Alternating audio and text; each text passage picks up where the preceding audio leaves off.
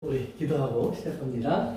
고마우신 아버지 하나님, 오늘도 저희들에게 주신 이 시간 주의 말씀을 나눕니다. 이 말씀 속에서 우리가 주님의 마음을 알게 하시고 주님의 뜻을 알게 하시고 또 우리 속에 주께서 명령하시는 우리의 주시는 생명의 명령을 들을 수 있는 귀와 깨달음을 허락해 주옵소서. 오늘도 부족한 종 주님의 도구 되어서 주의 진리만 전할 수 있도록 종의 입술은 오직 주의 진리의 말씀으로 채워주시고 성령님의 역사와 감동으로 이끌어 주옵소서. 예수님의 이름으로 기도합니다. 아멘. 우리 요한계시록 18장 4절부터 우리 8절까지 18장 요한계시록 18장 4절부터 8절까지 함께 봉독하고 말씀 나누겠습니다. 우리 같이 읽을까요? 또 내가 들으니 하늘로부터 다른 음성이 나서 이르되 내 백성아 거기서 나와 그의 죄에 참여하지 말고 그가 받을 재앙들을 받지 말라. 그의 죄는 하늘에 사무쳤으며 하나님은 그의 불의한 일을 기억하신지라. 그가 준 그대로 그에게 주고 그의 행위대로 갑절을 갚아주고 그가 섞은 잔에도 갑절이나 섞어 그에게 주라. 그가 얼마나 자기를 영화롭게 하였으며 사치하였든지 그만큼 고통과 애통함으로 갚아주라. 그가 마음에 말하기를 나는 여왕으로 앉은 자요 과부가 아니라 결단코 애통함을 당하지 아니하리라. 그러므로 하루 동안에 그 재앙들이 이르리니 곧 사망과 애통함과 흉년이라. 그가 또한 불에 살라지리니 그를 심판하시는 주 하나님은 강하신 자이심이라. 아멘. 아멘. 여기까지입니다. 지난 시간에도 우리 요한계시록 18장을 보고 봤습니다. 그래서 이제 음료가 누구냐라고 하는 문제를 17장에서 주로 다뤘고요. 그 다음에 18장은 음료를 바벨론이라고 하는 이제 성으로 이렇게 표현을 하죠. 바벨론이라는 성이라는 말은 제국이라는 의미로 우리가 이해를 하시면 되겠고요. 그 당시에 이제 이 말씀을 듣고 있는 모든 사람들은 이런 제국적인 개념을 이해하면 바로 로마라고 이해를 했겠죠. 그 당시는요. 사람들은 그러나 이제 오늘 우리가 이 말씀을 받아들일 때는 이제 이 땅에 보이는 이런 로마라는 제국도 이미 사라진 이 시대에 우리 보는 것은 이제 이 시대를 덮고 있는 시대 정신, 어떤 사람들의 마음이나 생각을 끌어갖고 있는 사조 이런 것들을 의미한다고 볼 수 있습니다. 그래서 여기 보면 유행 또는 어떤 세상의 풍조 이런 것들을 이제 얘기할 때 많은데 그런 것들을 따라가지 마라라고 이야기를 합니다. 그런데 이제 중요한 건 뭐냐면 우리가 이 세상을 살다 보면 오늘 이제 4절에 보니까 내 백성아 거기서 나오죠. 이렇게 한번 봅시다. 다시 올라갑시다. 내가 또 들으니 하늘로부터 다른 음성이 나서 이르되 내 백성은 거기서 나와 그의 죄에 참여하지 말고 그가 받을 재앙들을 받지 말라 그래요. 그러니까 하나님께서 하나님의 백성에게 거기서 나와라 그래요. 이제 이게 이렇게 물리적인 어떤 공간이 있으면 나오라는 말은 바깥으로 나오면 되는 거예요. 그런데 이제 우리가 생각하는 것처럼 이건 물리적인 공간은 없어요. 왜냐하면 우리가 여기서 만약에 나오라고 그래서 그럼 세상에서 나가면 어디로 가요? 우주로 가요? 달나라로 가요? 뭐 화성으로 가요? 아니면 바닷속으로 가요? 그건 불가능한 일이에요. 그래서 우리 한문대 성경 봅시다. 우리 고린도전서 5장 한번 가서 보세요. 고린도전서 5장 9절 10절 한번 누가 읽어볼까요? 고린도전서 내가 너에게 쓴 편지에 음행하는 자들을 사귀지 말라 하였거니와 이 말은 이 세상에 음행하는 자들이나 탐하는 자들이나 속여 빼앗는 자들이나 우상 숭배하는 자들을 도무지 사귀지 말라 하는 것이 아니니 만일 그러하려면 너희가 세상 밖으로 나가야 할 것이라. 아멘. 그러니까 이제 그 말은 뭐냐면 고린도 교회에게 바울이 쓴 편지의 내용인데 이제 고린도전서를 쓰기 전에 바울이 말을 전했어요. 그 편지를 전했든지 사람들을 전했든지 이 편지를 보냈는데 그 당시에 이제 고린도 교회에 어떤 문제가 있었냐면 음행의 문제가 있었어요. 그런데 그 음행의 문제를 놓고 바울이 이제 엄한 말을 하면서 너희가 이제 그런 일들을 버리고 나와야 된다. 아마 이제 그런 얘기를 했겠죠. 그러니까 사람들이 그러면 우리 보려고 나가서 어디로 가라는 얘기야? 이제 이런 질문이 생긴 거예요. 그랬더니 바울이 이제 다시 한번 편지 써서 확실하게 해주는 거예요. 내가 나오라는 말은 너희들 물리적인 어떤 공간에서 나오라는 얘기가 아니다. 왜? 거기서 나와야 된다면 그러면 너희들은 이 세상에 살 데 없다 그 말이에요. 세상에 살 데가 없다. 그러나 하나님께서 지금 얘기하시는 그 나오라는 말은 뭐냐면 그런 것을 우리들의 공간 속에서 떠나라. 특별히 교회 안에서 믿음의 사람들의 영역 안에서는 그것을 내어쫓으라.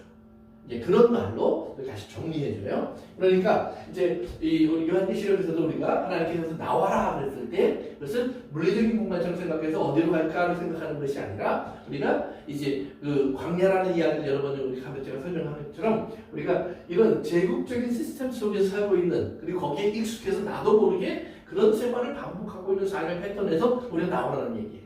그러니까 그러면 이제 이 제국적인 패턴의 가장 중요한 것이 뭐냐? 그러면 이것은 물질입니다. 물질. 세상은 물질이에요. 물질이에요. 그 물질로 인해서 이제 바벨론에서 음료를 통해서 이제 사람들을 유혹할 때 주는 것이 뭐였냐면은 음행과 사치라고 그랬어요. 음행과 사치 또는 치부.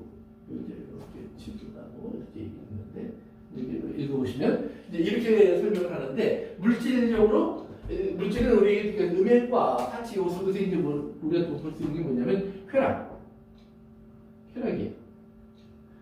즐김이에요. 즐거움. 그러니까 삶에서 물론 누구도 쾌락이 없는 삶은 없겠죠. 그러나 이제 우리가 생각해야 되는 것은 이것이 물질적인 어떤 육체적인, 그러니까 물질적이고 육체적인 그러한 삶의 쾌락을 추구하는 삶에서는 우리가 나와야 한다는 말이에요. 왜? 이렇게 물질적인 것을 추구한다는 말은 뭐냐면 탐욕에 끌려다닌다는 말이에요. 그러니까 왜 사람들이 바벨론으로 몰려가느냐? 이제 우리가 이거 밑으로 내려서 잠깐 보시면 18장 보세요. 밑으로 18장 밑으로 내려가서 좀 보시면 19절 가서 보세요. 그 상품은 금, 은, 보석, 진주, 세마포, 자주옥감, 비단, 붉은 옥감, 각종 향목, 상아그릇, 값진 나무, 구리, 철, 대리석, 각종 그릇, 계피, 향료, 향유와 유황, 포도주와 감람유와 고운 밀가루와 미리오, 소와 양과 말과 수레와 종들과 사람의 영혼들이라. 그래서 14절에 보니까 바벨론아 내 영혼이 담아던 과실이 내게서 떠났으며 맛있는 것들과 빛나는 것들이 다 없어졌으니 사람들이 결코 이것들을 다시 보지 못하리로다 그랬어요. 그러니까 이제 여러 가지 항목들이 쭉 나왔는데 그거를 이제 14절에 정리하기는 뭐예요? 탐하던 것, 그 다음에 맛있는 것, 빛나는 것 이런 것들이에요. 그러니까 우리를 외형적으로 꾸며주고 만족을 주고 배부르게 하고 이렇게 즐겁게 해주는 이런 모든 것들을 이제 통틀어서 거기 리스트를 쭉 만든 거예요. 근데 그 리스트들 내용들을 보면 당시에 사람들이 좋아하던 그리고 오늘날을 말하면 명품 또는 귀중품 또는 또 사람들에게 좀 이렇게 차원이 상당히 높은 그러니까 빵을 먹어도 예를 들면은 우리가 이제 슈퍼마켓 빵이 있고 이렇게 빵이 좋은 집에서 만드는 빵이 있죠. 뭐 케이크를 먹어도 그냥 우리 슈퍼마켓 가서 사면 20불짜리인데 이 케이크 잘 만든 집에 가서 사면 얼마예요? 몇백 불 한단 말이에요. 그러면 우리 생각에는 이놈이나 먹으면 별반 차이도 없어요. 근데 왜 그러냐? 그러면 명품 만든 사람들은 이제 이 디자인 값이라고. 근데 그러니까 이제 그런 거예요. 그런 식으로 이게 사치와 쾌락과 어떤 자기들만의 어떤 그 육체적인 어떤 자랑을 만족시켜 줄 수 있는 그런 일들이 우리 삶 속에서 우리를 유혹하는 것들이 굉장히 많다 이 말이에요. 근데 거기에서부터 나와요. 그러니까 이건 뭐냐면 나오라는 말은 가치관의 변화예요. 가치관. 너는 뭘 위해서 사느냐 이 말이에요. 그러니까 예수 믿는 사람들은 그러면 뭐 좋은 옷 입으면 안 되냐? 입을 수 있으면 입으셔요. 또 배부르게 먹으면 안 되냐? 아니요. 잡수실 수 있으면 잡수시는 거예요. 그러나 중요한 것은 그것이 우리의 목적은 아니다라는 말이에요. 그래서 바울이 얘기할 때 보면 주변의 사람들 가운데 내가 먹는 것 때문에 넘어지는 사람이 있으면 난 안 먹을 거야. 예를 들면 그런 거예요. 그러니까 내가 입는 옷 때문에 사람들이 불편해하는 것이 있어서 난 안 입을 거야. 이럴 수 있어야 된다 이 말이에요. 그렇게 적어도 어디 안에서 예수 그리스도 안에서. 그러니까 예수님의 삶을 우리가 따라가서 보면 그렇기 때문에 예수님의 삶은 한쪽으로서 올 때는 예수님이 그런 말을 들었어요. 왜 이렇게 먹는 걸 좋아해? 맛있는 걸 왜 이렇게 좋아해요?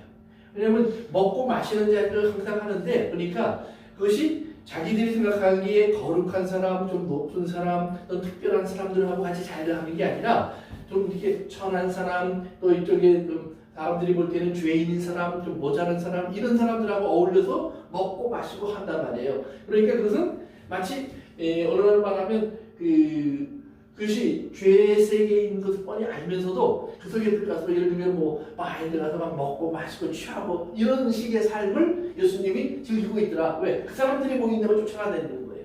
그러면서 차라리 우리한테 와서 바리새인들이 우리같이 거룩한 사람들하고 앉아서 좀 격조 있게 즐기지 왜 그렇게 즐기냐 이러면서 예수님을 욕하기도 했거든요. 그러니까 우리가 예수님도 먹고 마셨어요. 분명히. 또 사람들하고 어울렸어요. 근데 예수님이 어울리는 사람을 놓고도 사람들이 얘기해요. 왜 죄인들 저기 좋아해?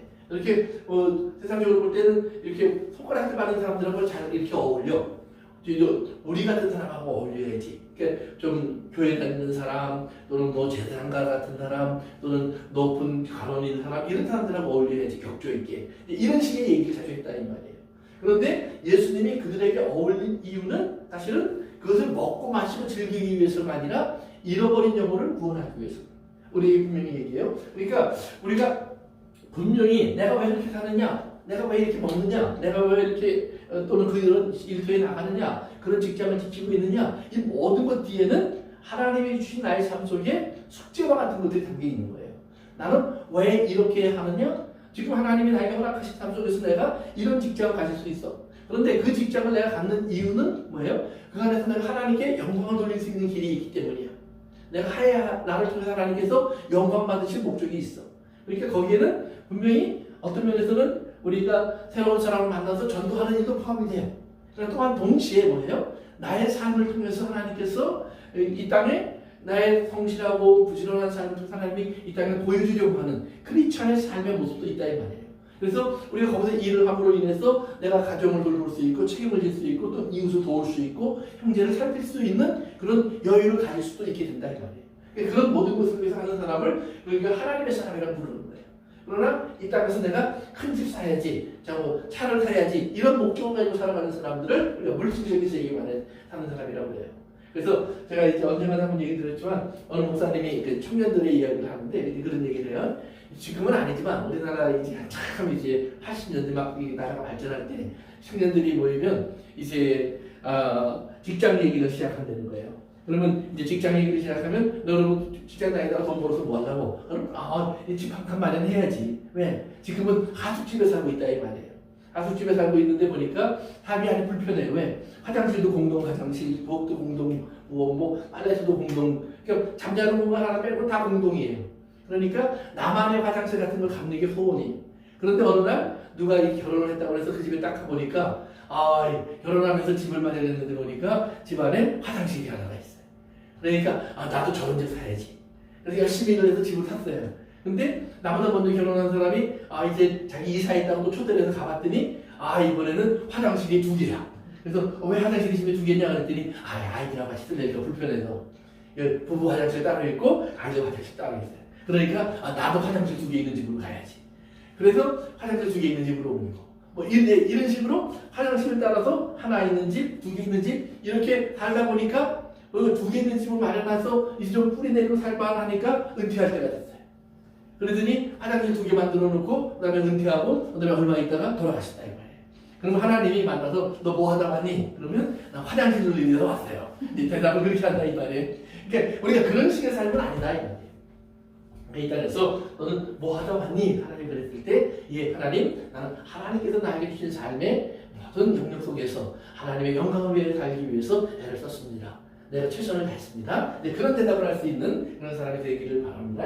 그래서 어쨌든 간에 하나님이 거기서 나와라 그래요. 나와라. 그러니까 우리가 이 나와라는 개념을 우리가 이제 어떤 물리적인 영역이 아니라 이것은 우리가 생각 속에서 삶의 어떤 가치관 속에서 우리가 물질적인 가치관을 가진 사람들의 세계에서 나와서 이제 영적인 가치관을 가진 하나님의 사람들로 살아가는 그런 선택을 하라는 말씀인 것을 우리가 기억하시면 됩니다. 그 다음에 이제 5절로 넘어갑시다. 5절 한번 읽을까요? 누가? 18.5절 그의 죄는 하늘에서 묻혔으며 하나님은 그의 불의한 일을 기억하신지라. 오케이. 그랬어요. 그래서 지난 시간에 말씀드렸죠? 사무쳤다는 말은 이게 이렇게 쌓여서 하늘에까지 미쳤다라는 말이에요. 그러니까 하늘에까지 미쳤다는 이야기는 뭐예요? 결국은 하나님이 가지고 있는 기준에 이제 죄가 가득 차버려서 하나님의 심판 앞에 펄 수밖에 없는 순간이 되었다는 말이에요. 그래서 이걸 상징적으로 보여주는 사건이 구약에 한 번 있었죠? 어떤 사건이죠? 그렇죠. 바벨탑. 바벨탑을 쌓아 올라가는데 그 사람들의 목적이 뭐였어요? 우리가 하늘에 닿게 하자 그랬어요. 하늘에 닿게 하자. 그래서 우리의 이름을 내자. 그런데 하나님이 사람을 지으신 것은 하나님의 영광을 위해서예요. 근데 이제 여기서 우리 잘 알아야 돼요. 하나님의 영광을 위해서라는 말은 나는 상관이 없고 어떻게 되든 하나님만 높아지면 된다라는 의미가 아니에요. 하나님은 우리를 지으실 때 하나님의 자녀로 지으셨어요. 또 예수 그리스도와의 관계를 설명할 때는 예수님은 신랑이고 우리는 신부예요. 그러면 둘이서 한 몸이 되는 거예요. 그러니까 우리는 우리 자신의 이름이 하나님이에요. 어떻게 보면. 그러니까 하나님적인 그런 우리 성품을 가져야 하고 하나님적인 인격을 가져야 되고 하나님적인 그런 우리의 그 아이덴티티를 가지고 우리가 살아가야 돼요. 그러니까 하나님의 영광이 드러나면 그 영광은 뭐예요? 예수님이 기도하면서 그러죠. 아버지의 영광으로 나를 영화롭게 하여 주옵소서. 그러니까 그 하나님의 영광은 하나님이 입으시려고 하고 있는 영광이 아니라 우리에게 입혀주실 영광이에요. 우리에게 입혀주실 영광. 그러니까 하나님께서 이제 하나님의 백성들을 나오라고 해서 이 땅에서 이제 우리 가지고 있는 새로운 가치관에 하나님의 나라라고 하는 새로운 가치관을 우리 집어넣는 이유는 이 땅의 사람들이 가지고 있는 모든 가치관은 결국은 쌓이면 죄예요. 그러니까 우리 생각할 때 도둑질 안 했는데요. 강도질 안 했는데요. 그래도 죄예요. 예를 들면 이렇게 생각해 보세요. 아이를 학교에 보냈어요. 우리 아이를 학교에 보냈는데 우리 둘째가 학교를 분명히 내가 가서 내려줬는데 교실에 안 들어갔어요. 딴 데 가서 친구들하고 놀고 뭐 이러고 왔어요. 그렇다고 해서 강도질을 한 것도 아니에요. 도둑질을 한 것은 아니에요. 그냥 학교를 안 갔을 뿐이에요. 그런데 만약에 얘가 이제 그런 일을 하다가 어느 날 우연히 복권을 하나 샀어. 그래갖고 이게 복권이 당첨이 됐어요. 그래서 이제 집에 와서는 이제 뭐 일을 학기 말이 됐는데 그렇게 해서 이제 복권을 하나 사갖고 왔는데 그게 당첨이 됐다고 해보세요. 그럼 내가 이제 학교에서 연락이 와서 야, 너 왜 학교를 안 갔니? 그랬더니 아이가 아유 제가 이제 학교를 안 간 게 아니고 아버지 사실은 뭐 이렇게 하다가 이제 여러 이유를 대더니 나중에 뭐라고 하냐면 그런데 내가 복권을 하나 샀거든요. 그런데 1등이 당첨이 됐어요. 그러면서 당첨금이 100만 불이에요. 나한테 100만 불을 딱 주면서 아버지 잘했죠? 그러면 내가 잘했다고 그래야 돼요? 못했다고 그래야 돼요? 그래도 혼나야지. 학교 안 가면. 그렇죠? 야단을 치고 돈은 압수! 그래서 이제 내가 당첨을 주더니 그러니까 아무리 아이가 100만 불을 가져와도 그것은 학교를 안 간 것은 그것은 죄예요. 잘못이에요. 그러니까 세상 사람들이 많이 그렇게 산다 이 말이에요. 예수 믿는 사람들도 많이 하나님 앞에 그렇게 산다 이 말이에요. 하나님 앞에 하나님의 분명히 나를 보내신 것이 있고 해야 될 일을 명하신 것이 있어요. 그런데 다른 일을 해. 그리고는 와서 나 잘했지요 그런다 이 말이에요. 그런데 올 때 빈손으로 안 와. 자기가 가서 딴짓 하고 하면 뭔가 있어요. 그것이 돈일 수도 있고 때로는 뭐예요? 뭐 어떤 성공일 수도 있고 명예일 수도 있고 뭔가 다른 걸 가지고 와서 나 잘했죠 그런다 이 말이에요. 그러나 부모가 기대한 것은 그것이 아니에요. 하나님이 우리에게 기대하는 그거 아니란 말이에요. 그러면 그거 기대하지 않은 것은 다 죄예요. 그러니까 그걸 얘기하는 거예요. 그러니까 죄를 우리가 꼭 도덕적으로 윤리적으로만 따지는 것이 아니라 하나님과의 관계 속에서 하나님과의 관계를 깨뜨려버리는 모든 것은 죄예요. 그러니까 죄가 사무쳤다는 말은 그러니까 그 바벨탑을 쌓은 것 자체가 그 당시의 사람들을 한번 생각해 보세요. 바벨탑을 쌓고 있어? 이게 무슨 잘못이야? 홍수가 나서 얼마 전에 사람들이 다 죽었어요. 그러면 높은 데 올라가야 살잖아요. 근데 그 당시에 아무리 높은 산에 올라가도 물에 잠겼으니까 더 높은 데 쌓아야 되니까 하늘까지 닿겠다고 한 거예요. 어떻게 보면. 그러니까 그건 살기 위한 건축이에요. 그러면 그게 꼭 죄가 될 필요는 없는 거예요. 그런데 하나님께서 그들이 높은 데 올라가서 살아라고 하나님 말씀하시는 게 아니죠. 그들의 죄를 회개하고 내게 돌아와서 살아라 그러는 거예요. 그러니까 하나님 말하는 높은 곳, 하나님 말하는 피난처라고 하는 것은 그들이 자기들이 쌓은 물리적인 세계가 아니라 하나님이 준비하신 하나님의 품으로 돌아오라는 얘기인데 그걸 잘못 해석하는 거란 말이에요. 그러니까 죄가 사무쳤다라고 하는 것은 그런 거예요. 우리가 하나님의 목적과 의도를 떠난 삶을 살면서 자기의 삶의 영역을 쌓아 올라가는 사람. 그러니까 그런 사람들은 결국은 어떻게 되느냐? 다 교만에 빠져요. 결국 나중에. 그 교만은 뭐예요? 내가 뭘 잘못했어요? 난 다 더 열심히 하고 누구보다 애썼고 누구보다 많이 수고했잖아요. 그 바벨탑을 쌓는 사람하고 안 쌓는 사람하고 누가 더 부지런히 일했겠어요? 그건 뻔한 거예요. 바벨탑을 쌓는 사람이 훨씬 더 부지런했을 거예요. 왜냐하면 이 바벨탑을 쌓지 않는 사람은 그냥 먹고 살기 위해서만 일을 했을 거예요. 그러나 바벨 탑을 쌓는 사람은 먹고 살 뿐만 아니라 탑을 쌓는 일을 추가로 해야 되는 거예요. 그러니까 더 열심히 살았지만 그건 죄란 말이에요. 그러면서 이 죄가 하늘에 미치고 그 다음에 하나님이 그걸 기억하신다. 우리가 참 중요한 거예요. 하나님은 참 기억력이 좋아요. 잊어버리시는 게 없어요. 그리고 단순하게 성경은 하나님이 기억만 하신다고 설명하는 것이 아니라 다 기록되어 있다고 해요. 심지어 어디 뭐까지 내가 무심코 한 말까지. 그러니까 얼마나 그것이 두려운가 생각해 보세요. 여러분이 하나님 앞에 섰어. 근데 쫙 나와. 내 마음에 생각했던 것까지 다 나와. 그러면 우리가 천국에서 얼굴 들고 살 수 있는 사람은 아무도 없어요. 그냥 다 지옥 가야 되는 거예요. 지옥이 차라리 좋아. 너무 불편할 거 아니에요. 그런데 성경에 하나님께서 뭐라고 하시냐? 우리 이사야서 66장으로 한번 가보세요. 65장입니다. 미안합니다. 한 장고 앞으로. 65장 17절. 미안합니다. 자, 이사야서 우리 65장 17절입니다. 시작. 보라, 내가 새 하늘과 새 땅을 창조하나니 이전 것은 기억되거나 마음에 생각나지 아니할 것이라. 아멘. 이제 하나님은 이제 우리가 하나님 스스로가 우리가 회개하는 모든 것을 잊어버리신다고 했어요. 다 지워버리신다고 했어요. 그래서 잊지 않은 것처럼 한다고 했어요. 근데 재미있는 문제는 뭐냐면 사실은 하나님이 아무리 죄를 용서하시고 다 잊어버렸다고 해도 나는 기억나요. 근데 그게 문제예요, 사실은. 그 다음에 나만 기억하는 것이 아니라 나를 아는 사람들도 기억하고 있어요.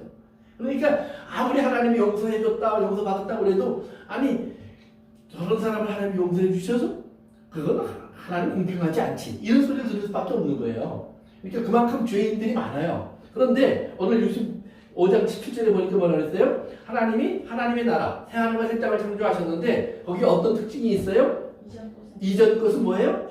기억되거나 뭐예요? 생각나지 않을 것이요. 그래요. 이게 얼마나 귀한 거예요. 그러니까 내 안에서도 하나님이 새로 만들어 놓고 나시면 나는 천국에서는 내 과거의 일을 기억하지 못해요. 생각 안 난다 이 말이에요. 하나님만 잊어버리신다는 얘기가 아니라 너도 우리 모두가 다 자기에 대한 것을 과거를 잊어버려요. 죄에 대한 모든 것을. 또 다른 사람도 나의 죄에 대한 모든 것을 잊어버려요. 그리고 뭘 봐요? 하나님이 지으신 새로운 모습을 봐요. 뭐라? 새하늘과 새 땅일 뿐만 아니라 너희는 새로운 피조물이다. 그렇죠? 하나님 우리를 지으신 새로운 피조물이 된 나를 둔다 이 말이에요.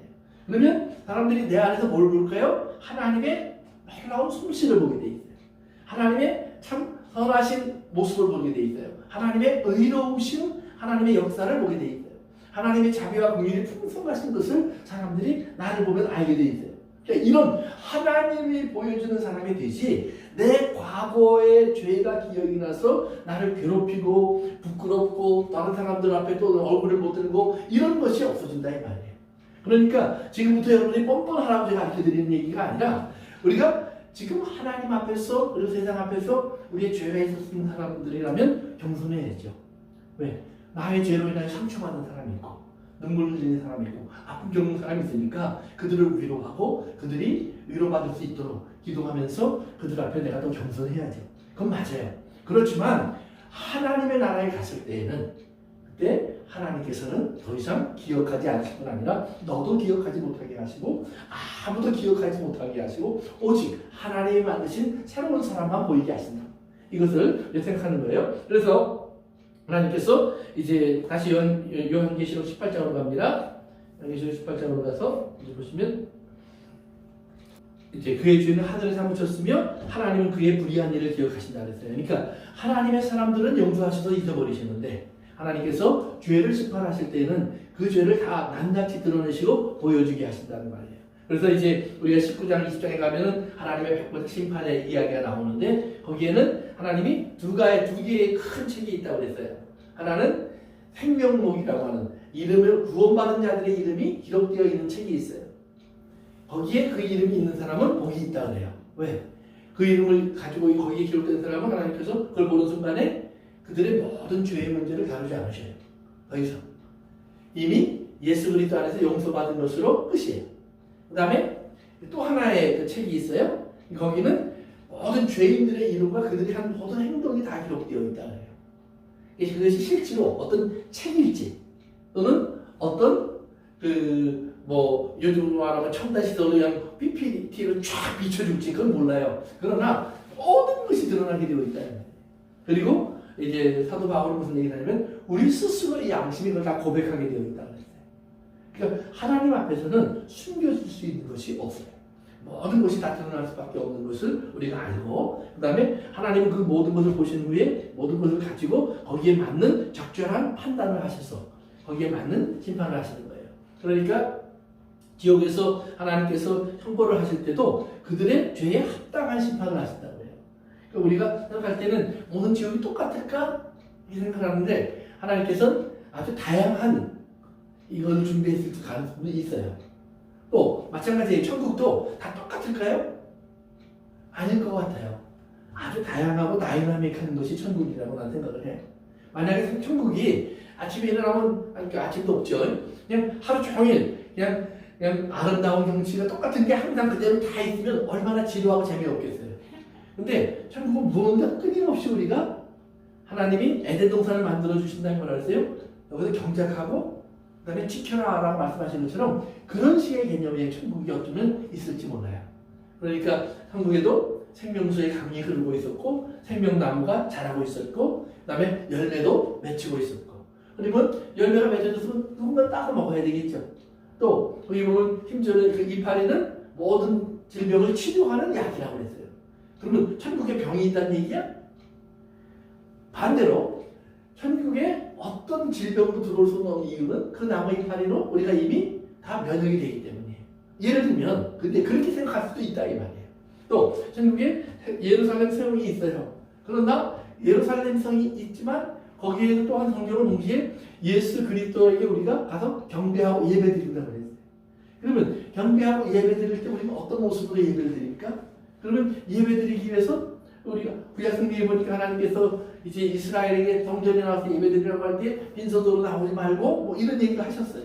너희가 수고한 것을 또 하나님이 주신 열매를 가지고 나와서 하나님께 영광을 돌리라고 그랬으면 그러면 혹시 천국에서도 우리가 무언가를 하고 그 다음에 그 결실을 가지고 하나님께 나아갈 수도 있겠다는 생각도 해볼 수 있다 이 말이에요. 그러니까 천국이 우리 생각할 때 그냥 좋은 것 아무것도 하지 않아도 되는 것 그런 것은 아닐 거다 이 말이에요. 그래서 이제 왜 이슬람교를 믿는 사람들이 자살 테러를 이제 일으키곤 하는데 그 자살 테러를 일으키고 할 때 그때 보면 이제 특별히 그 어린 아이들이나 이런 청소년들에게 그런 일을 시킬 때가 있어요. 또는 평범한 사람들에게. 근데 그걸 시키면서 그 사람들이 무슨 얘기를 하냐면 네가 만약에 이번에 이렇게 해서 알라의 이름으로 이 거룩한 일을 하고 나면 너는 죽으면 그 다음에 너는 천국에서 깨어날 거야. 그리고는 70명의 미녀가 너를 둘러싸고 너를 이렇게 행복하게 해주는 바로 그런 궁궐에서 너는 태어나게 될 거야. 그리고 거기서 그걸 즐기게 될 거야. 그러면 한번 생각해 보세요. 그게 과연 행복일까? 그게 과연 70명의 미녀에 둘러싸여 있는 거기가 진짜 천국일까? 아니면 그것은 곧 지옥으로 변할 곳인가? 내가 볼 땐 지옥으로 변할 곳이에요. 만약에 그런 것을 천국으로 깨닫고 있다면 그러니까 이것을 우리가 참 잘 생각해 봐야 되는 거예요. 천국의 개념을 우리는 무엇으로 얻으려고 하는가? 그러니까 물질적인 세계관을 벗어나지 못한 사람은 천국도 물질화시켜요. 그래서 뭐 내 집이 네 집보다 커야 되고 또 내가 가지고 있는 옷이 네 옷보다 더 멋있어야 되고 뭐 이런 식의 개념. 내가 더 많이 추구했으니까. 그러나 하나님의 나라는 뭐라고 그랬어요? 하나님이 완전히 거꾸로 되는 세계라고 그랬거든요. 거꾸로. 여러분 거꾸로 되면 뭐예요? 가진 자가 없는 자를 섬기는 곳이에요. 있는 자가 약한 자를 돌봐주는 곳이에요. 그러니까 천국은 그런 곳이라 이 말이에요. 그러니까 누가 많이 가졌느냐는 그렇게 천국은 아무런 문제가 되지 않아요. 왜? 그 사람이 가진 모든 여유는 플러스 알파는 다 뭐예요? 누군가를 위해서 준비된 것일 뿐이지 그것이 작은 사람, 모자란 사람, 연약한 사람을 이렇게 흉보거나 낮게 보거나 지배하기 위한 것은 아니다. 그래서 우리가 이렇게 보시면 돼요. 그러면 6절로 갑니다. 6절 넘어갑니다. 시작. 읽어주세요. 그가 준 그대로 그에게 주고 그의 행위대로 갑절을 갚아주고 그가 섞은 잔에도 갑절이나 섞어 그에게 주라. 그래요. 그래서 그 7절까지 읽어볼까요? 그가 얼마나 자기를 영원하게 하였으며 사치하였는지 그만큼 고통과 애통함으로 갚아주라. 거기까지만 봅시다. 그래서 계속해서 갚아주라는 얘기를 해요. 그러니까 죄에 대한 모든 것을 하나님은 갚는다는 말이에요. 그럼 왜 하나님 갚는다는 표현을 썼느냐? 거기는 그들의 죄로 인해서 그들 스스로가 받아야 할 것이 분명히 있어요. 분명히. 그런데 그 죄의 상당 부분은 죄는 누구를 향해서 죄를 저질렀을까요? 다른 사람, 특별히 하나님의 사람들을 향해서. 하나님의 백성들을 향해서. 많은 죄들을 보면 보세요. 부자가 가난한 사람들이 주어야 할 걸 안 줬어요. 베풀어야 될 것을. 그러면 그 가난한 사람은 누구예요? 하나님의 사람이에요. 하나님이 가난한 자는 내가 지었다 그러잖아요. 하나님 심지어는 앞을 못 보는 사람, 말을 못하는 사람 누가 지었니? 다 내가 지었다 그래요. 그러니까 우리가 어떻게 보면 하나님 왜 그런 사람을 만들었을까 이렇게 생각을 해요. 근데 그 말이 아니에요. 우리의 인간들의 선택이 죄를 선택한 이후에 모든 죄의 후유증이 인간의 삶에 나타나게 돼 있어요. 그것은 질병일 수도 있고 가난일 수도 있고 여러 가지 다툼, 싸움, 전쟁 여러 가지가 있을 수 있어요. 그 중에는 뭐예요? 태어나는 사람들 가운데 그런 사람들이 있다는 말이에요. 그러면 하나님께서 죄를 이 땅에 들어오는 것을 허락하셨을 때, 인간이 죄를 선택했을 때 죄의 결과로 인한 모든 것도 하나님의 허락의 범주 내에 있는 거예요. 하나님이 허락하지 않은 것은 일어날 수가 없어요. 그러니까 허락한 것 속에는 그것이 포함되어 있다 이 말이에요. 그러면 뭐 이렇게 생각하세요. 내가 감옥에 들어갔어요. 그럼 감옥에 들어가면 나를 괴롭히고 감시하고 할 수 있는 것은 간수뿐만이 아니에요. 감옥 안에 들어가면 그 감옥 안에 있는 그 방 안에 있는 그 안에도 질서가 있어요. 거기도 높은 사람이 있고 낮은 사람이 있고 오래된 사람이 있고 새로운 사람이 있고 뭐 제일 무서운 사람은 사형수라고 해요. 왜냐하면 그 사람은 이미 무서운 게 없는 사람. 그 다음에 무서운 사람은 그 다음에 무기징역수. 왜? 나갈 데가 없는 사람이에요. 그러니까 그 사람들은 막판이에요. 정말 마음대로 간다 이 말이에요. 그러니까 그런 사람들에게 내가 괴로움을 당할 수 있어요. 그러면 그 괴로움을 당하는 일도 내가 감옥에 들어갔을 때 포함이 되어 있는 거예요. 그런 일이 있는 거를 세상이 몰라요? 다 알아요. 그렇지만 그것을 막지 않아요. 왜? 막을 방법이 없어요. 그것까지 막으려면 거긴 간수가 같이 들어가서 사는 수밖에 없어요. 그러나 어떤 간수도 그 선택을 하지 않는다. 왜? 그건 죄인들의 세계니까. 그래서 그런 일들이 있을 수밖에 없는 것. 또 부모가 아무리 자녀들에게 사이좋게 지내라고 해도 형제들 간에 싸움이나 또는 시기나 질투와 이런 것들이 만들어질 수밖에 없는 것. 이런 것들과 마찬가지로 이 땅에 태어나는 사람들 중에는 하나님께서 말씀하신 대로 내가 지었다라고 말씀하는 그 범주 내에 그런 사람들이 들어와 있다 이 말이에요. 그러니까 그건 하나님이 직접 지으신 것이 아니라 죄의 결과로 태어났지만 그런 하나님은 그들도 하나님 뭐예요? 한편으로는 죄로 인하여 태어난 사람들이지만 내가 지은 사람 내 책임이야. 내가 그들의 죄의 문제도 해결할 거야. 그 말이 포함되어 있는 거예요. 그래서 그들을 구원하시고 그들을 사랑하시는 것이 하나님 뜻이라고 하나님 분명히 밝혀주시는 거예요. 그들을 죄의 결과로 손가락질하지 말아요. 그래서 예수님이 지나가다가 남에서 소용된 사람을 만났을 때 제자들이 물어보죠. 무슨 말 어떤 질문을 했죠? 누구 죄 때문에 저 사람 저렇게 태어났습니까? 그래요. 그랬더니 아니야 하나님이 하시는 일을 보여주시고 그게 중요한 답이에요. 이렇게 예수님이 하나님이 하시는 일이 뭐예요? 그에게 보게 하신 거예요. 그랬더니 어떤 사람은 눈을 떠서 세상을 봤잖아요. 맞아요. 세상을 본 건 맞는데 그 사람이 세상을 본 것으로 끝난 것이 아니라 그 사람은 예수님을 봐요. 그러니까 그 사람이 예수님을 봤다는 말은 뭐예요? 눈을 뜬 수많은 사람들이 있었지만 눈을 뜨고 사는 사람들이 그들은 예수님을 보지 못했어요. 그러나 앞을 보지 못하는 사람이라고 알았던 사람은 그가 앞을 볼 줄 아는 사람이 됐다는 말이에요. 누가? 예수님이 여기에 와 계신 것을. 그러니까 중요한 건 뭐예요? 내가 육체적인 눈을 떴다 안 떴다가 아니라 예수님을 아는 사람이 되느냐 모르는 사람이냐가 중요하다는 말이에요. 예수님을 모르는 사람이면 여전히 눈을 떴지만 속인 것 같은 사람이고 예수님을 아는 사람이면 뭐예요? 앞을 보지 못하는 사람일지라도 그런 모든 것을 보고 있는 사람이란 말이에요. 그러니까 오늘 중요한 것은 예수님을 볼 수 아는 사람이 되란 말이에요. 그러면서 하나님 말씀하시기를 그들에게 그 죄의 대가를 치르게 해주시는데 갑절을 치르게 한다. 갑절이란 말은 뭐예요? 그만큼 엄중하게 죄를 다루신다는 말이에요. 엄하게. 그리고 확실하게. 그러니까 이것이 그냥 내가 거짓말 한 번 했으면 난 거짓말을 2번 당하면 돼. 뭐 이런 거 아니에요. 이것은 아주 엄하고 중한 형벌로 하나님께서 그 죄를 다루신다는 거예요. 그러니까 어떤 사람은 이것이 공평하지 않습니다. 그래요. 왜? 갑절로 갚는 법이 없습니다. 하나님 눈에는 눈, 이에는 이니까 준 대로 받으면 되는 거 아닙니까? 그런데 우리가 알아야 돼요. 내가 범죄함으로 일어나는 결과의 뜻은 뭐예요? 예수 그리스도의 죽음이에요. 내가 죄를 짓고 나서 내 죄로 인하여 이 땅에 일어난 하나님의 역사의 결과는 뭐냐면 예수님의 죽음이에요. 그러니까 예수님의 죽음에 준하는 형벌을 받아야 되는 거예요. 죄가 있다면. 그러니까 그것을 하나님은 이제 갑절이라는 말로 표현했지만 그래서 엄중하고 그리고 분명한 형벌이 있을 거라는 것을 하나님께 강조해 주시는 거예요. 그러면서 이제 우리에게 이제 구단으로 넘어갑니다. 7절 다시 한번 봅시다. 그래서 자기를 얼마나 영화롭게 하였으며 사치하였든지 고통과 애통함으로 갚아주리라.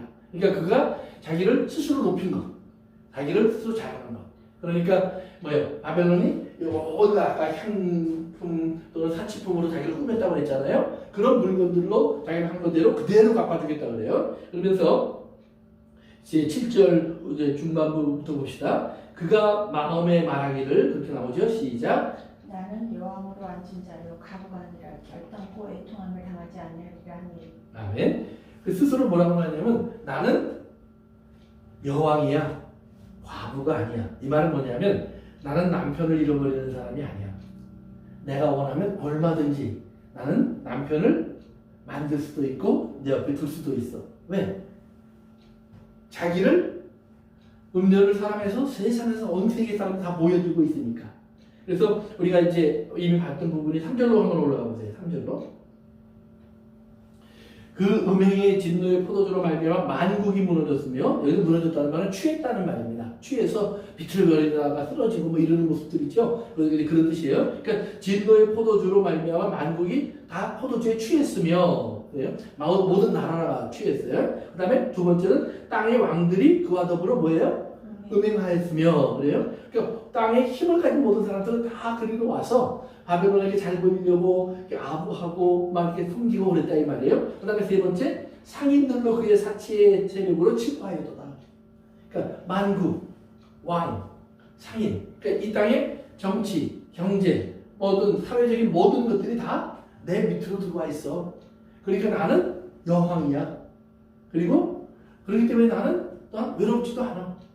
사람들은 이 과부의 특징은 뭐예요? 혼자 있는 사람이에요. 이 과부라는 의미에 여러 가지 이제 그 단어가 그 안에 포함되어 있는데요. 과부라는 말이 항상 있는 말 의미가 뭐냐면 하나는 이게 황폐한 사람 이런 뜻이에요. 광야와 같은 사람. 그리고 광야는 뭐라고 그랬었죠? 사람이 살 수 없는 곳, 메마른 곳. 그러니까 그 사람은 기쁨이나 즐거움이나 어떤 삶의 보람이나 의미를 느낄 수 있는 것이 없는 사람, 그게 과부예요. 두 번째는 과부는 뭐냐면 언권이 없는 사람이에요. 그래서 과부라는 말소리는 너는 저 뒤에 처박혀 있어. 아무 소리도 말고 얼굴 내밀지 마. 그게 왜 가끔 보면은 그 이제 드라마 같은 데 보면은 그 못된 시어머니가 마음에 안 드는 며느리는 뭘 어떻게 생각하죠? 저쪽 옆에다 치워놓고 사람들에게 안 보여주려고 그러죠. 이런 거예요. 이런 거. 그처럼 과부는 이 세상 사람들의 기억에서 잊혀진 사람이에요. 관심에서 벗어난 사람이에요. 그러니까 그 우리가 그 창세기에 보면 야곱의 아들 중에 유다라는 아들이 있었어요. 그 아들이 자기의 아들들을 결혼시켜요. 그런데 그 며느리가 첫째 아들하고 결혼한 며느리가 아들이 결혼을 했는데 아들이 죽어버려요. 그러니까 이제 그 당시 법에 따라서 둘째 아들에게 그 며느리를 들여보내요. 근데 둘째 아들도 죽어버려요.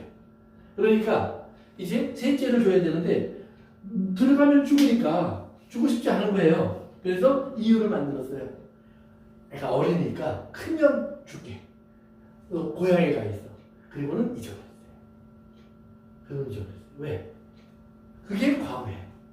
그러니까 잊혀진 사람. 그 사람은 언권이 없는 사람. 그러니까 그 사람의 이야기는 아무도 들어줄 사람도 없어요. 그리고 돌봐주는 사람 없고 편들어주는 사람 없고. 이것이 과부의 모습이에요. 그러니까 그것은 우리가 영적으로 말하면 우리가 과부라는 말은 그렇기 때문에 뭐예요? 우리는 이 세상 안에서 하나님 앞에도 우리 존재가 없는 사람이라는 거예요. 그런데 하나님이 우리를 찾아냈다고 해요. 성경은. 우리를 찾아내서 너는 내 친구다 그래 주시는 거예요. 그러니까 다른 사람들이 볼 때는 좀 과부인데 버림받은 여자도 아닌데 이렇게 얘기를 했는데 하나님께서 오더니 내가 너를 사랑해. 너는 내 것이야. 너는 내 정말 내가 가장 사랑하고 기뻐하고 즐거워하는 가장 아름다운 여인이야. 그래서 아가서의 그 아름다운 여인의 모습을 쫙 막 노래하고 있다 이 말이에요.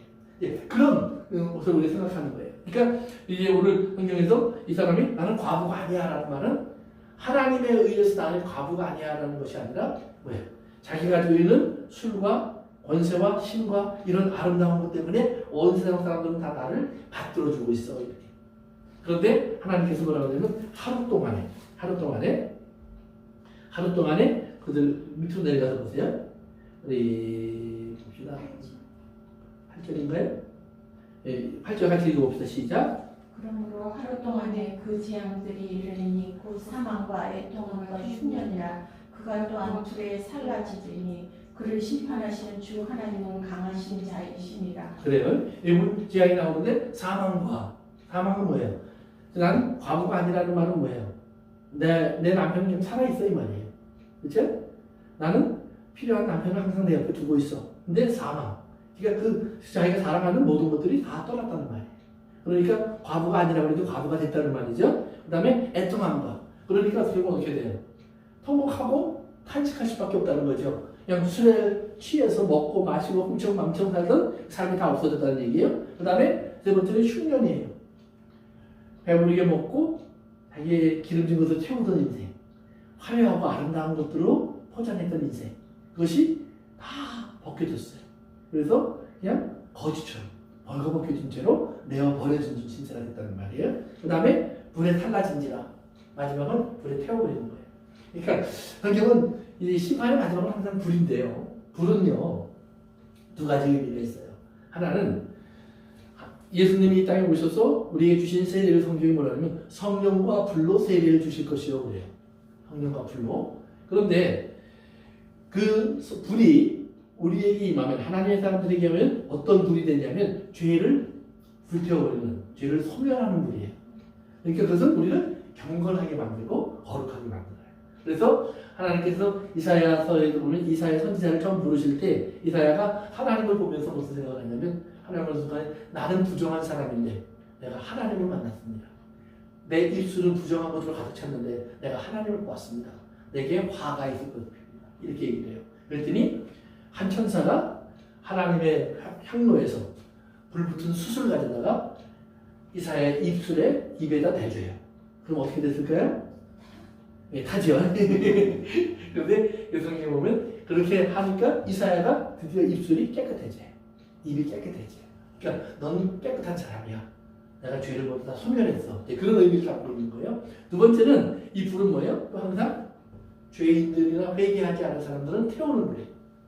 심판의 불이에요. 그래서 여기서 이제 심판의 불을 이제 오늘 얘기하고 있는 건데, 그러니까 마지막으로 불태워버리는 거예요. 그런데 레위기 한번 가서 봅시다. 레위기 구약성경 레위기 21장 가보세요. 7절 9절 21장 9절 한번 읽어볼까요? 시작. 어떤 제사장의 딸이든지 행음하여 자신을 속되게 하면 그의 아버지를 속되게 하니 그를 불사를지니라. 네, 레위기, 창세기, 출애굽기, 민수기, 레위기, 앞에서 세 번째 책이에요. 어쨌든 간에 레위기 21장 9절에 보면 뭐라고 그랬어요? 제사장의 딸은 행음하면 어떻게 해요? 불로 태워버리라고 해요. 다른 가늠한 여자들은 대부분들이 돌로 쳐서 죽여요. 그러나 제사장의 딸은 불로 태워버리라고 해요. 달라요, 형벌이.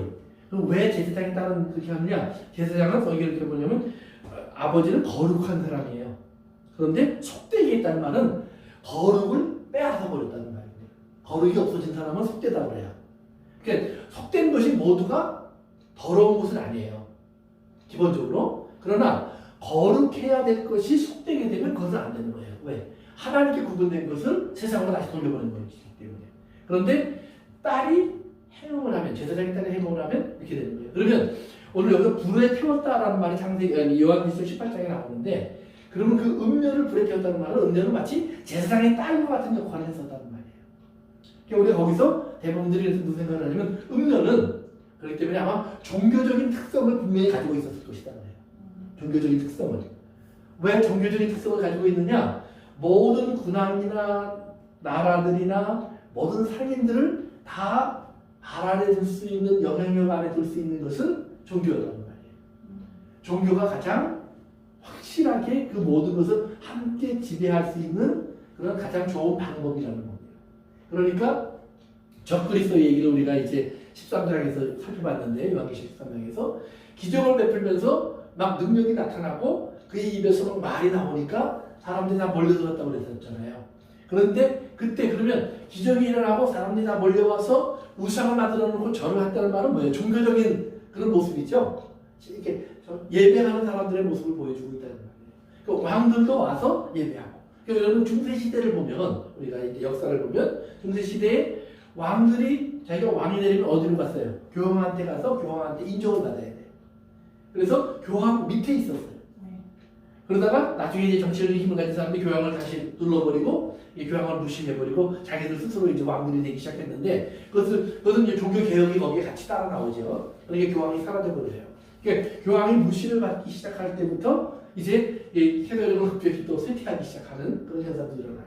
또 마찬가지로 우리나라도 이 조선시대에 여러분들이 이제 사극을 봐도 그러죠. 왕이 새로 임명이 되면 왕이 새로 세워지면 어떻게 해요?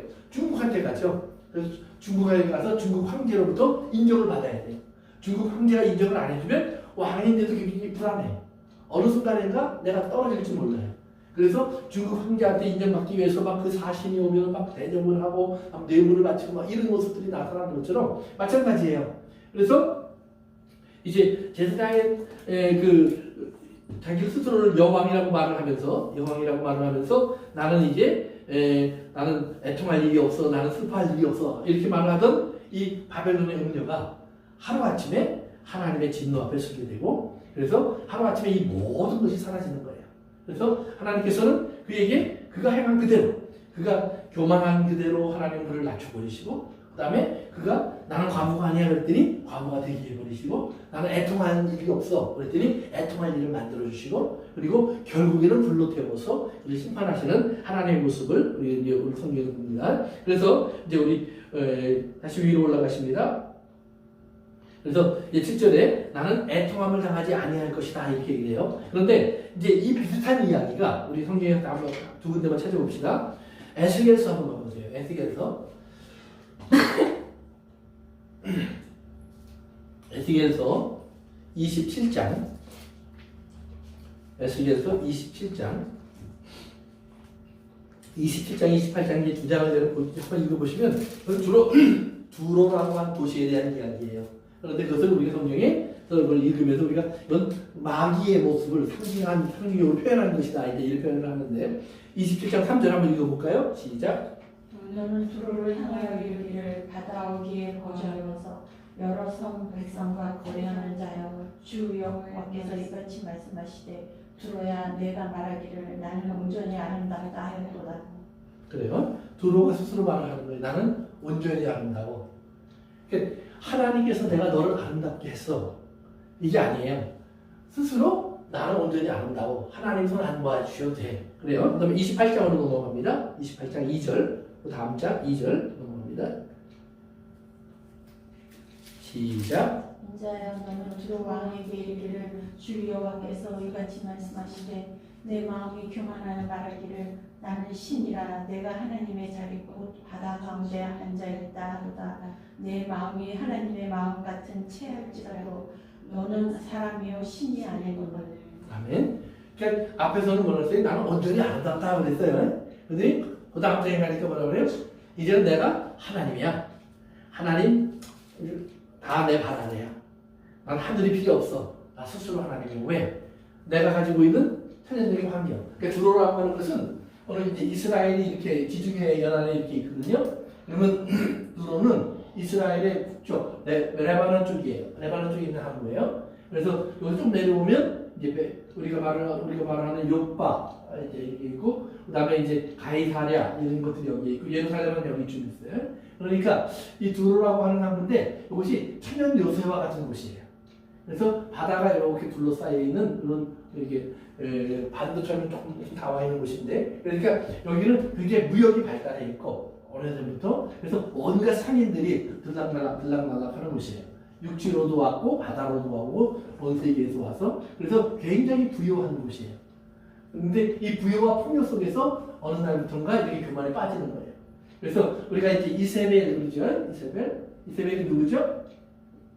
보통 엘리야 때 그 우상 가지고 들어와서 아합과 결혼한 그 여자가 이세벨이라는 공주인데 두로 출신이에요. 두로와 시돈 요 지역 출신이에요. 올때 기냥 안 오고 바알신과 아세라신을 섬기는 제사장들을 수백 명 끌고 와서 이스라엘을 이렇게 물들인 여자를 이세벨 그러잖아요. 그런데 이 이세벨이 여기 출신이에요. 그러니까 이세벨이 보여주는 것이 바로 이 여왕의 모습을 보여주는 거예요. 그러니까 이세벨이 이스라엘에 들어와서 이스라엘의 하나님을 다 짓밟아 버리고 자기가 데려온 신들로 온 이스라엘을 더럽히는 그런 모습이 이제 성경에 나오는데 바로 그것이 이제 두로의 배경을 가지고 하는 소리예요. 그러니까 하나님께서 두로야, 네가 지금 그렇게 큰 소리 치고 있지. 너는 스스로 네가 아름답다고 말을 하고 나는 하나님이라고 말을 하지. 네 나라가 영원 무궁할 것 같지. 근데 그 다음에 보면 이제 28장 뒤에 보면 하나님께서 내가 너를 지을 때 다시는 너를 아름답게 만든 건 맞아. 너를 에덴 같은 곳에 두었고 황금 보석 같은 것을 너를 둘러싸게 했고 악기들을 내가 만들어 주었고 그런데 네가 교만해서 스스로 나를 버렸지. 그래서 내가 너를 던져버렸어. 거꾸로 쓰러뜨려 버렸어. 그래서 이제 28장 읽어보시면 다 나와요. 그래서 쭉 나오는 이야기를 이제 하고 있습니다. 한 군데 더 봅시다. 이사야 47장. 이사야 47장. 이사야 47장. 이사야 47장. 5절. 이거 누가 읽어볼까요? 5절. 이사야서 47장 5절. 쌀 갈대하여 잠잠히 앉으라. 흑암으로 들어가라. 내가 다시는 열국에 주모라. 칭함을 받지 못하리라. 8절 누가 읽어볼까요?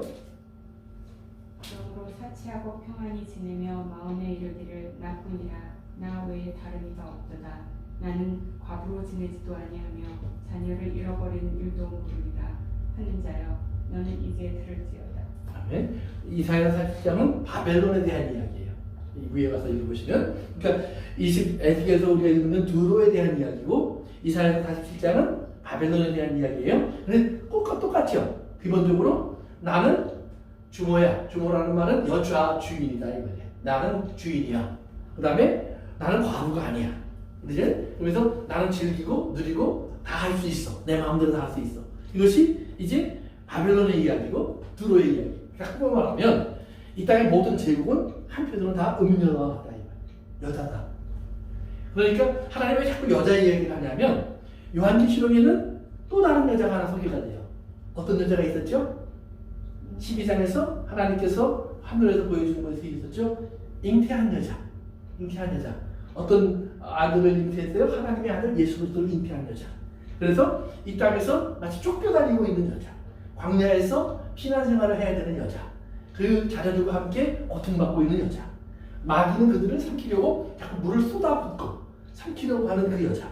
그것이 이제 그 여자예요. 그런데 그 여자가 요한계시록 이제 19장 다음 시간에 볼 건데 19장으로 넘어오면 어떻게 돼요? 그리스도의 신부예요. 그 여자. 그 다음에 21장에 보면 하늘에서 내려오는 그리스도의 신부의 신부예요. 그러니까 혼인잔치와 신부와 연결된 이런 거룩한 여자가 있어요.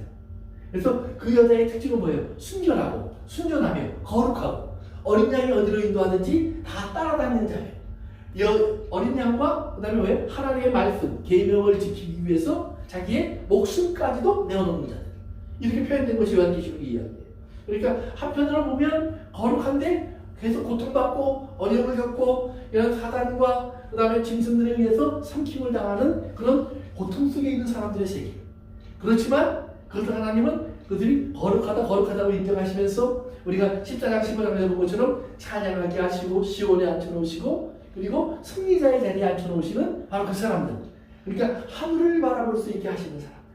소망의 사람들. 이런 사람들로 하나님 만들어주신 사람들이에요. 오늘 우리 본문에서도 아까 18장 4절에서 보니까 내 백성 어디서 나와라 그랬던 내 백성인 사람들. 그 여자들이 있다는 말이에요. 그러니까 그 여자의 이야기와 오늘 음녀의 이야기가 있는데 음녀는 항상 구약에서도 보니까 제국의 주인들이에요. 제국의 안방을 차지하고 있어요. 온 세계 사람들이 부러워할 만한 성공을 가지고 있어요. 그런데 항상 그들이 넘어질 때 보면 아주 짐승에게 뜯어 먹히는 죽음을 당해요. 철저하게 파괴되는 죽음을 당해요. 우리 한 군데 살펴봅시다. 예레미야서 51장으로 한번 가보세요. 예레미야서 51장.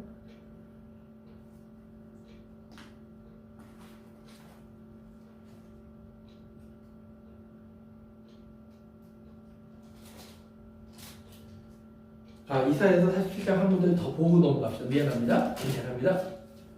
우리 47장 9절 한번 읽어볼까요? 47장 9절. 한날에 호련히 자녀를 잃으며 과부가 되는 이 두 일이 내게 임할 것이다. 내가 무수한 사수가 많은 진임을 베풀지라도 이 일이 온전히 내게 임함이라. 그 다음에 14절. 보라, 그들은 축계 같아서 불에 타리니 그 불꽃이 세력해서 스스로 구원치 못할 것이라. 이 불은 더욱게 할 숯불이 아니요 그 앞에 앉을 만한 불도 아니니라. 아멘. 그래서 하나님께서 그가 받을 형벌이 뭐냐면 하나님의 무서운 진노가 그들을 찾아와서 그들의 자랑하는 모든 것들을 다 파괴하는 이야기를 다시 한번 해주고 있죠. 예레미야서 51장으로 한번 가봅시다. 예레미야서 51장.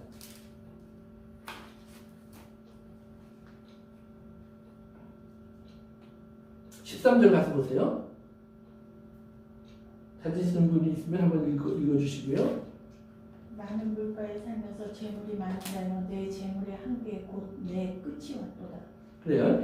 그러니까 많은 물가라는 말은 바벨론을 가리킨다고 얘기했어요. 강이 흘러다니고 강 사이에 이제 성이 있었기 때문에 물가에 앉아 있는 음녀의 모습을 가지고 있다고 그랬어요. 밑으로 내려갑니다. 25절 읽어보세요. 시작. 여호와의 말씀이니라. 온 세계를 멸하는 멸면한 산아, 보라, 나는 내 원수라. 나의 손을 내 위에 펴서 너를 바다에서 굴리고 너로 불탄 산이 되게 할 것이니. 아멘. 27절로 넘어갑니다. 시작. 땅에 깃발을 세우며 나라들 가운데서 나팔을 불어서 나라들을 동원시켜 그를 치며 아라렉과 민니와 아스그나스와 나라를 불러 모아 그를 치며 상고관을 세우되 그를 치되 극성스러운 메뚜기같이 그 말들을 몰아오게 하라. 아멘. 그러니까 이제 바벨론을 물가에 앉아있는 여자라고 표현을 했고 그 다음에 그들을 하나님께서 불탄 돌처럼 이제 그들이 파괴될 것을 상징적으로 보여주신 다음에 27절에 보니까 구체적으로 하나님이 하실 일이 나오는데 땅에 깃발을 세우며 그러니까 이 말은 뭐냐면 누군가를 중심으로 다 모여들게 한다 이 말이에요. 다 모여들게 하는데 또 어떤 모임이 있느냐? 나라들을 동원시켜. 그러니까 주변에 있는 나라들을 다 일으키는 거예요. 그래서 아라락과 민니와 아스그나스 이건 뭐냐면 이 카스피해가 있고 여기 흑해가 있어요. 그 다음에 여기 이란이 있고요. 이란이 있고 이라크가 있고 이제 이런 중동 지역에 있는 이야기인데 지금 그 바벨론은 여기쯤 자리 잡고 있는 거예요. 예를 들면 그런데 이쪽 지역에 메데 바사 지역이 자리 잡고 있던 그런 민족들의 이름들이에요. 그러니까 북쪽으로부터 하나님께서 이런 여러 민족들을 일으켜서 그 다음에 어떻게 해요? 이제 그 바벨론을 치는데 어떻게 치냐면 극성스러운 메뚜기 떼같이 확 달려들어서 다 이게 삼켜버리게 한다 이 말이에요. 그래서 여러분이가 이제 생각하실지 모르겠는데 일곱 나팔의 제약 속에서 보면 다섯 번째 나팔이 불러질 때 무적영이 열리면서 연기가 올라오고 황충의 때가 나왔었어요. 그 다음에 여섯 번째 나팔이 부니까 유브라데 대강 쪽에 그 3억 2억이나 되는 군대가 등장해요. 그래서 인간의 3분의 1을 죽인다. 뭐 이제 이런 이야기가 나왔었어요. 이제 그런 모습을 생각해 보시면 되는 거예요. 이렇게 아주 메뚜기 떼 같은 군대들을 불러 모아서 하나님께 치게 하신다. 그러니까 메뚜기 떼도 여기 보면 주로 일어난 수많은 벌떼처럼 일어난 그런 하나님의 도구가 되어서 한 제국을 멸망시키는 힘들을 말해요. 또 이스라엘을 점령하고 괴롭히는 그런 이방인들의 군대들의 모습을 항상 메뚜기 떼로 하나님 정도 표현하셨어요. 또 다른 표현은 물이 삼키는 것처럼 파도가 넘쳐나는 거죠.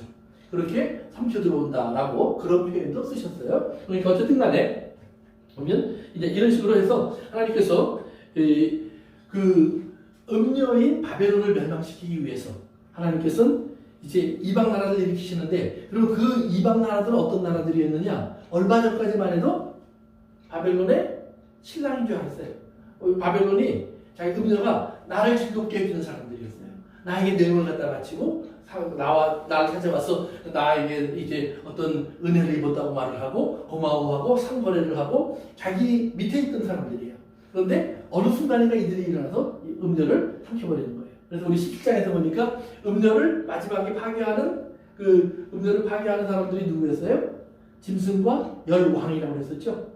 열왕이 짐승과 처음에는 음료 밑에 있었어요.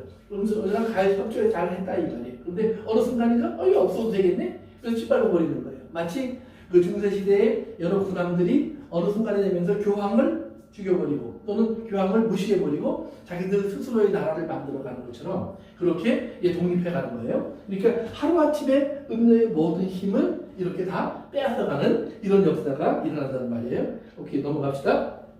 다시 18장으로 갑니다. 그래서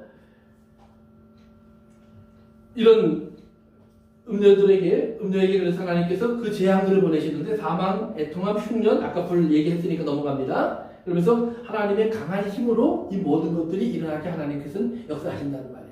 그런데 여러분 이거 생각하시면 돼요. 처음 하나님께서 그 예수님의 하나님 나라를 보여주시고 요한일서 4장과 5장에 그 7인에 멸종된 두루마리라고 했었죠. 그 두루마리 7인을 떼니까 어떤 일이 벌어졌었죠. 처음에 흰 말이 나오고, 두 번째 붉은 말이 나오고, 세 번째 검은 말이 나오고, 네 번째 뜨니까 청황색 말이 나왔었죠. 근데 흰 말이 나왔을 때는 뭐예요? 이기고 또 이기려고 하더라. 그다음에 검정 말이 나왔을 때는 뭐예요? 붉은 말이 나왔을 때는 전쟁이에요. 세 번째 검정 말이 나왔을 때는 흉년이었어요.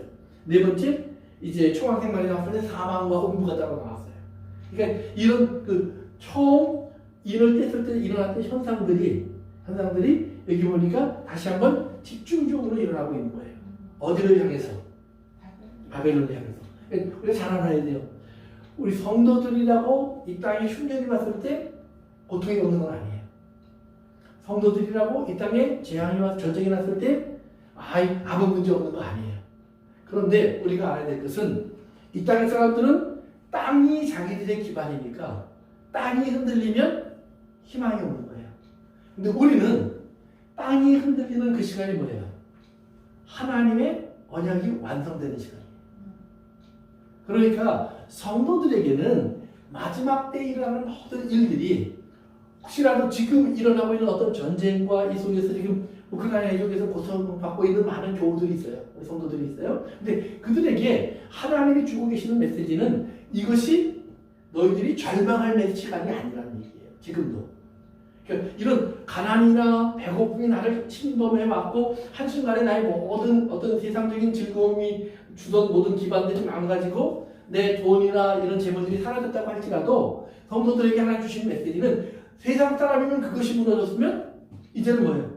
헐거벗은 거예요. 갈 곳이 없는 거예요. 그러나 우리는 뭐예요? 하나님께서 우리에게 그것이 이제 필요 없을 시간이 됐기 때문에 필요 없게 된 것뿐이에요. 대신 뭐예요?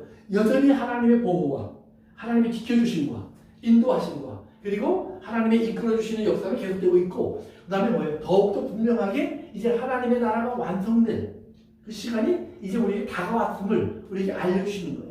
우리가 다시 거꾸로 돌아갈 필요가 있는 것이 아니라 하나님 따라오니까 너무 힘들어가 아니라 세상으로 돌아가는 것이 아니라 오히려 더 열심히 하나님의 나라를 사모하면서 기다리는 사람이 되어야 함을 성경이 가르쳐주고 있는 거예요. 또 우리가 그 마음에 그걸 두시고요. 그 다음부터 9절부터요 19절까지는 여기서 두 종류의 이제 탄식이 나오는데 9절과 10절은 이렇게 돼요. 9절 보시면 음행하고 사치하던 땅의 왕들이 그래요. 그러니까 왕들이 탄식하는 내용이에요. 그 다음에 두 번째 11절은 땅의 상인들이 그를 위하여 울고 애통하는 것은 그래서 상인들 중심으로의 애통이에요. 그러니까 9절과 10절은 왕, 11절부터 19절까지는 상인들. 이게 그들의 탄식인데 탄식의 내용을 보면 그것이 음료 때문에 우는 게 아니에요. 음료로 인해서 음료가 있을 때는 음료 때문에 다 즐기고 누리고 갖고 그리고 거래하고 팔고 살 수 있었어요. 돈도 모을 수 있었어요. 그런데 음료가 없어졌어요. 하루아침에 사업을 망하게 생겼어요. 내 왕의 권세와 그 권세로 즐기던 모든 것들을 잃어버리게 생겼어요. 그것이 억울한 거지 음료가 안타까운 게 아니에요. 음료를 대신할 존재가 나타나면 내일이라도 그리로 갈 거예요. 그들은 음료를 위해서 울지 않아요. 그래서 여러분들이 그 창세기 아까 에스겔서 27장 28절 그 다음에 이사야서 47장 그 다음에 에레미야서 51장 한번 읽어보시면 거기 그런 말들이 나와요. 네가 고통받고 어려움을 겪고 힘들어서 이렇게 멸망 속에 던져졌는데 너를 돕고 구원할 자는 아무도 없다. 도우려고 하는 사람이 없어요. 구원해 주려고 하는 사람이 없어요. 음료를 대신할 것을 찾는 사람은 있어요. 그러나 음료를 내가 살려줘야지, 도와줘야지. 그래서 내가 한 이불을 썼는데, 같이 먹고 마셨는데, 우리가 함께 한 시간이 얼마나 됐는데, 그러면서 그 음료를 아끼고 살아가는 사람은 없다는 말이에요. 그러니까 우리가 잘 알아야 돼요. 오직 하나님만이 우리를 기억하세요. 하나님은 우리를 버리지 않으세요. 하나님은 우리를 기다리고 계세요. 그리고 하나님은 우리를 또 꼭 찾아내세요. 그러니까 기억하고 찾아내시고 붙잡고 우리를 건져주시는 분은 하나님이에요. 다시 어디 있는지 모르는 이스라엘. 이스라엘이 노예가 되었을 때 세상에서 이스라엘은 어느 존재예요. 이스라엘이 포로가 되었을 때 세상에서 이스라엘 나라는 사라졌어요. 그러나 하나님은 다시 기억해 내시고 그들을 다시 이스라엘로 돌아오게 하세요. 마지막 때에도 우리가 그래서 이스라엘이라는 나라가 1948년에 다시 나라가 세워졌는데 그때 그 나라가 세워졌을 때 온 세계의 사람들이 너무 놀랄 만한 생각을 한 거예요. 아니 거의 2000년 가까이 나라가 없던 나라가 다시 세워지는 것은 역사 속에 없어요. 그런데 그들이 세워졌어요. 왜? 하나님께서 그렇게 하시겠다고 하시기 때문에. 마지막 때에는 내가 꼭 그렇게 다시 한번 이스라엘을 일으키신다고 했기 때문에 그들이 다시 돌아와 그 나라를 선명하는 거예요. 물론 그들이 가지고 있는 모든 생각이 다 우리가 알고 있는 신학적인 이해와 맞는 것은 아니에요. 오늘 이스라엘이 가지고 있는 모습이. 그러나 그럼에도 불구하고 그 나라가 세워졌다는 것은 놀라운 의미가 있는 거예요. 그래서 우리가 이제 그걸 좀 생각해 보시면 좋을 것 같고요. 넘어갑니다. 그래서 이제 우리 20절에 가서 보시면 오늘 10절만 읽고 우리 정리하고 마치겠습니다. 20절로 갑니다. 시작. 하늘과 성도들과 사도들과 선지자들아 그로 말미암아 즐거워하라. 하나님이 너희를 위하여 그에게 심판을 행하셨습니다 하더라. 아멘. 아까 4절에 내 백성은 거기서 나오라고 그랬죠.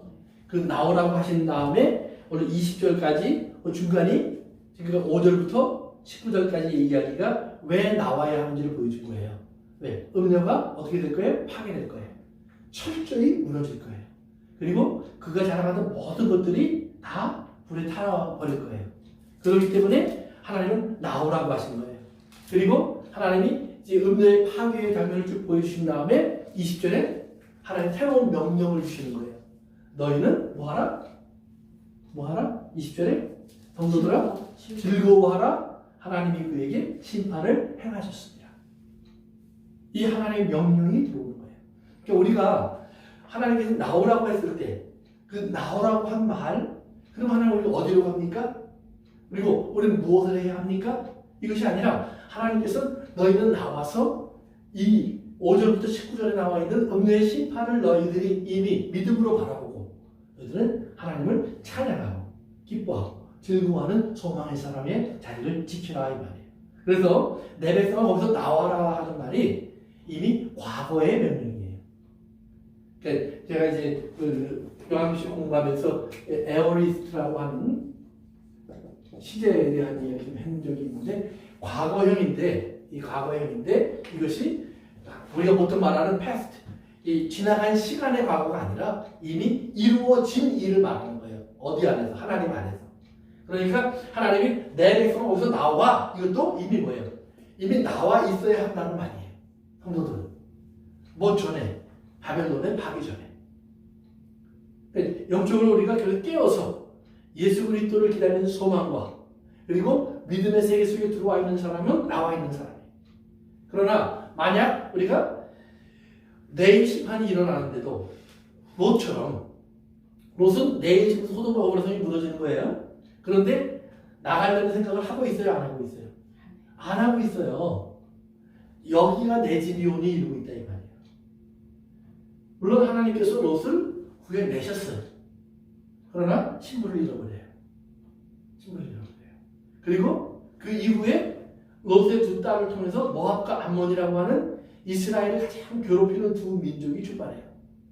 그러니까 교회가 신앙을 잘못 가지면 땅의 세상을 지으려고 하고 땅의 세계 속에서 우리가 하나님을 말하면서 죽으면 천국 갈 거야 뭐 이런 식의 믿음 그리고 살면서는 뭐예요? 모압과 암몬 같이 하나님의 사람들을 가장 괴롭히는 하나님의 사람을 포장한 사람들이 된다는 말이에요.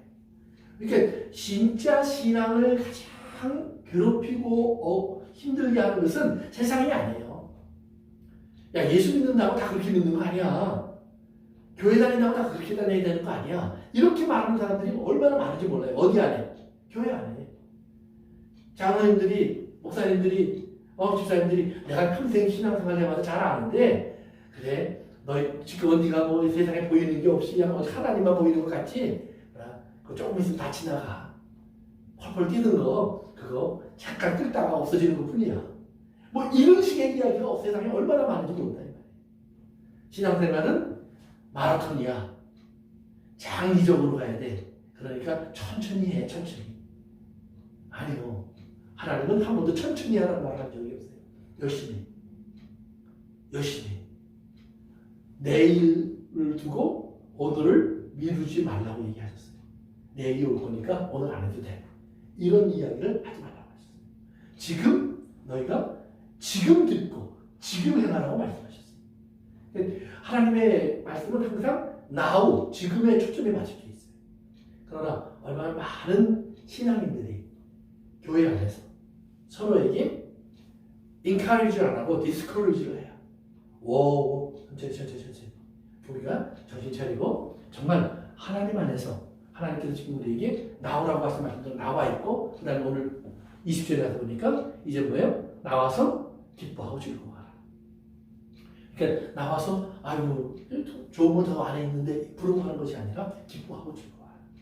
오늘 아브라함이 롯의 삶의 터전에 소돔과 고모라 성을 바라보면서 하나님 앞에 기도하는, 우리가 그날을 기다리며 기도하고, 아브라함이 그 다음날 피어오르는 연기를 보는 것처럼 우리는 바벨론의 연기를 보면서 하나님을 찬양하는 그런 사람이 되어야 한다는 사실을 꼭 기억하시길 바랍니다. 그래서 다음 시간에 21절부터 마지막 정리하고, 그 다음에 이제 19장으로 들어가서 그리스도의 새 신부에 대한 이야기를 할 겁니다. 19장 꼭 읽어오세요.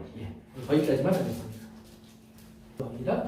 아버지 하나님 감사합니다. 오늘 저희들에게 주신 하나님의 말씀을 기억하고 우리가 이 땅에서 이 시대에 서 있어야 할 곳이 어딘가를 찾게 하여 주옵소서. 그리고 아버지 하나님 그 자리에서 이제 우리가 주님의 날을 기다리는 믿음의 아버지 하나님 인내 속에 승리할 수 있도록 도와주옵소서. 예수님의 이름으로 기도합니다. 아멘.